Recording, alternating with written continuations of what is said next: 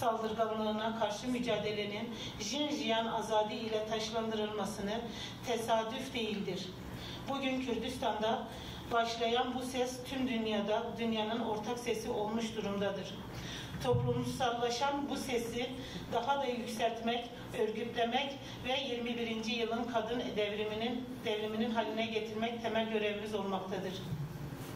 Faşizmin yükselmesiyle cinsiyetçiliğinin, eril dilin bir kez daha hortlamaya başlaması, kadına dönük artan baskı mekanizmalarının yargı eliyle korumaya çalışması, kadın kazanmasına dönük artan yoğun saldırıları, kadın cinayetlerinin yeniden artan kadın intihar ve daha da sayacağımız birçok saldırının erkek eliyle sistematize edilmektedir. Ülkemizde diktatörlük heveslisi, egemen, milliyetçi, dinci, ırkçı, koalisyon toplumunun hizaya sokmak, politikanın, Kürt düşmanlığının ve cinsiyetçiliğin üzerini de örtmektedir.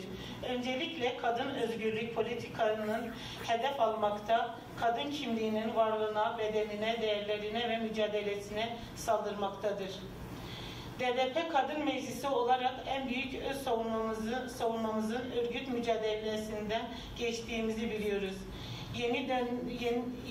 Yeni dönem görevimiz olan kadın örgütlüğünün köyde, mahallede, yaşamın her alanında inşa etmeye, var etmeye kararlıyız.